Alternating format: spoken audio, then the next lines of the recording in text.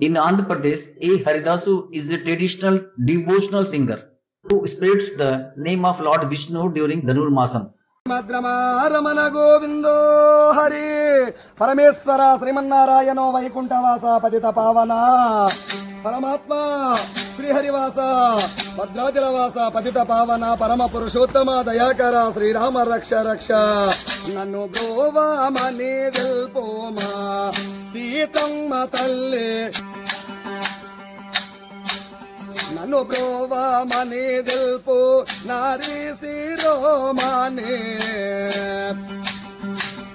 జనకుని కూతురా జనని జానకి మాత